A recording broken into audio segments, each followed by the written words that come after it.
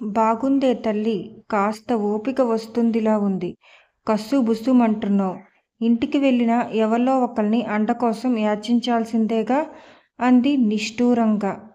అందుకని అందుకని వద్దు బామ్మా వద్దు. నీకేం తెలియదు. మనం వెళ్ళిపోదాం. నా మాట విను. నాకిక్కడేం బాగోలేదు. జయంతి ఏడవటం మొదలుపెట్టింది. బామ్మగారు ఆత్రంగా దగ్గరికి వచ్చి జయంతిని దగ్గరికి తీసుకుని గుండెలకి హత్తుకుంది. ఏడవకమ్మా. నీ ఇష్టం వచ్చినట్టే చేద్దాం. ఏడవకు. మళ్ళీ జ్వరం వస్తే ఓ పట్టాన తగ్గదు. చెప్పానుగా చిట్టి. నా మాట కాదనకు. కొంచెం సేపయిన తర్వాత ఏడుపు తగ్గిన తర్వాత మనింటికి వెళ్ళిపోదాం. మనకు కావాలంటే సాయం చేయటానికి శివరాం ఉన్నాడు అంది. ఎవరు? ఆ ఎర్రటి పిల్లాడా? బాగానే ఉంది. వారానికోసారి మొహం చూపిస్తాడు కాబోలు. కాదు బామ్మా. నీకు తెలియదు. వాళ్ళకి ఈయనంటే భయం. అందుకే ఇక్కడికి రారు అంది జయంతి. బామ్మగారి కళ్ళల్లోకి అనుమానం లాంటిది వచ్చింది. అయితే అందుకని వాళ్ళకోసం ఇంటికి వెళ్దాం అంటావా? చీచీ అది కాదు. సంభాషణ ఎదురు తిరగటంతో జయంతి తడబడింది. ఏదైనా అతను మనకి చాలా సాయం చేశాడు. నా చర్మం ఒలిచి ఇచ్చిన అతని రుణం తీర్చుకోలేను. అతని మనసు నొప్పించటం నాకిష్టం లేదు. మెల్లగా చెప్పి వెళ్ళిపోదాం అంది ఆవిడ. మనవరాలి జుట్టు సరిచేస్తూ జయంతి మాట్లాడలేదు. తర్వాత సునంద వచ్చినప్పుడు 2-3 రోజులు ఇంటికి వెళ్ళిపోతున్నాం అంది జయంతి. పూర్తిగా తగ్గకుండానే? సునంద ఆశ్చర్యంగా వెళ్ళబుచ్చింది. తగ్గకపోవటమేం, నార్మల్కి వచ్చేసింది. ఇంకా ఎన్ని రోజులుండాలి? నాకు బాగాలేదు. అవుననుకో, కానీ నీ మొహంలో నీరసం పోనేలేదు. జయంతి నవ్వింది. బాగుంది. నేను మళ్ళీ ఓ మనిషినవ్వాలంటే కనీసం ఓ నెలైనా కావాలి. అంతవరకు ఇక్కడుండటం మర్యాదేనంటా? అవును. కానీ ఈ పరిస్థితిలో సుఖమైన వాతావరణం వదిలి కావాలని ఇబ్బందుల్లో అడుగు పెట్టటం కూడా మంచిది కాదంటాను.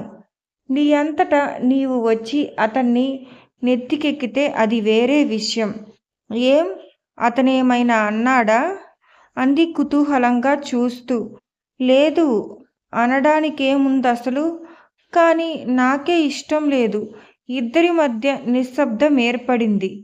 సునంద, సాధ్యమైనంత త్వరలో నేను ఆ టీచర్ జాబ్లో జాయిన్ కాకపోతే అది కాస్త ఇంకెవరికైనా వాళ్ళిచ్చేయరు అంది జయంతి.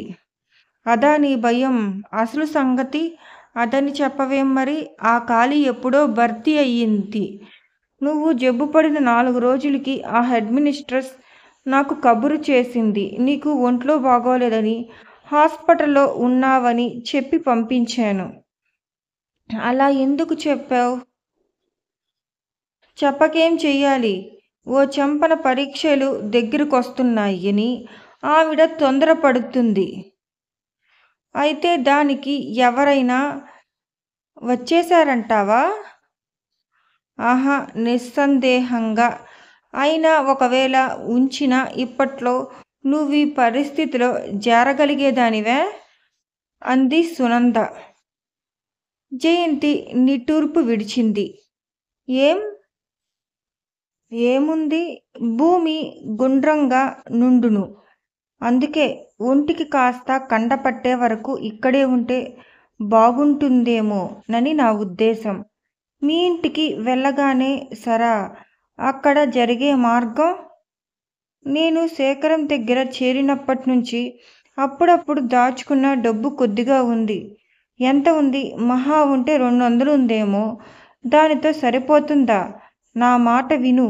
పిచ్చి పిచ్చి ఆలోచనలతో బుర్ర పాడు చేసుకోక ఆరోగ్యం వచ్చే వరకు ఇక్కడే ఉండు.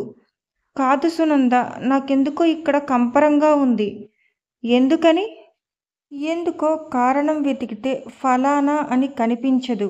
ఈ ఇంట్లో నాకు మనశ్శాంతి లేదు. అది ఇంట్లో కాదు, నీ మనసులో లేదేమో, అది ఆలోచించు మొదట అంది సునంద. జయంతి మాట్లాడలేదు. మౌనంగా ఆలోచిస్తూ ఉండిపోయింది. చాలాసేపు కూర్చున్న తర్వాత వెళ్ళబోయే ముందు మరోసారి ఆలోచించుకోమని హెచ్చరించి సునంద వెళ్ళిపోయింది. జయంతి లేచి వంట ఇంటి వైపు వచ్చింది. వస్తూనే ఆశ్చర్యపోయింది. శేఖరం డైనింగ్ టేబుల్ ఉండే చోటులో అది తీసేసి క్రింద పీట వేసుకుని కూర్చుని భోంచేస్తున్నాడు. అతనికెదురుగా కూర్చుని బామ్మగారు వడ్డిస్తుంది. శేఖరం ఎందుకో విపరీతంగా నవ్వుతున్నాడు. బామ్మ మొహం కూడా ప్రసన్నతతో వికసించింది. అట్టే నవ్వకు, పలమారేను. ఆ పల్లెటూళ్ళోళ్ళు ఇలాంటివి ఎన్నో చెబితే కొన్ని రోజులు పురాణం అవుతుంది అంటోంది పెరుగు వడ్డిస్తూ. ఎప్పుడైనా సరే నీకు తీరిక దొరికినప్పుడు అవన్నీ నాకు చెప్పాలి అంటున్నాడు శేఖరం. జయంతికిది కలో నిజమో అర్థం కాలేదు. అతన్ని బామ్మ నువ్వు అంటుంది. పోనీ ఆవిడ కంటే అతను చాలా చిన్నవాడు కాబట్టి అది సహజమే. కానీ శేఖరం ఆవిడని నువ్వు అంటున్నాడే, వీరిద్దరికీ అంత ఆత్మీయత ఎప్పుడు పెరిగింది? శేఖరం వాలకం చూస్తుంటే బామ్మని బాగా మంచి చేసుకున్నట్లు తోస్తోంది. జయంతి లోపలికి వచ్చింది. మనవరాలిని చూస్తూనే బామ్మగారి మొహం కొద్దిగా గంభీరంగా మారింది. సునంద వెళ్ళిపోయిందా అన్నాడు శేఖరం. జయంతి శేఖరం ప్రశ్న వినిపించుకోనట్లు బామ్మ నాయర్ ఏమైపోయాడు అంది గోడ కానుకొని నిలబడుతూ. నేను మాన్పించాను అన్నాడు శేఖరం. అబ్బాయి చూడలేదు గాని వెధవ ఎంత దుబారా చేస్తున్నాడని. అది నువ్వు ఎల్లకాలం అరికట్టలేవుగా అని ఆగి, పోన్లే ఈ కొద్ది రోజులు వాడి దుబారాతో పాటు జీతం కూడా కలిసొస్తుంది. నువ్వు చేస్తున్న భోజనానికి రుణం కూడా తీరిపోతుంది అంది. అదేమిటి అంది బామ్మగారు. శేఖరం మొహంలో నవ్వు పోయి గంభీరంగా తయారయింది. జయంతి వైపు చూస్తూ ఆవిడకి భోజనం పెట్టిన రుణం తీరిపోతుంది. అది సరే, నీకోసం ఇంత ఖర్చు పెట్టిన అదెలా రాబట్టుకోవాలో నాకు తెలియటం లేదు అన్నాడు. ఆ రుణం పెంచుకోకుండా ఉండాలంటే మమ్మల్ని త్వరగా మా ఇంటికి పంపించేయటం మంచిది. ఖర్చు పెట్టిన దానికి వడ్డీతో సహా వసూలు చెయ్యందే ఎలా వెళ్ళనిస్తాను అన్నాడు పీట మీద నుంచి లేస్తూ. అప్పటికే అతని భోజనం అయ్యింది. అంటే మీ ఉద్దేశం? ఆ మాత్రం గ్రహించలేవు? ఇవన్నీ గ్రహించిన తెలివితేటలున్నదానివి. అంటే ఏమిటో చెప్తున్నాను విను. కొద్ది రోజుల నుంచి నీ మాటల ధోరణి పూర్తిగా. వీడియోను ఆస్వాదించినందుకు ధన్యవాదాలు. ఇంకా ఎక్కువ భాగాలు చూడాలంటే సబ్స్క్రైబ్ చేయండి. మీ అభిప్రాయాలను కమెంట్లో పంచుకోండి. తరువాతి భాగంలో కలుద్దాం.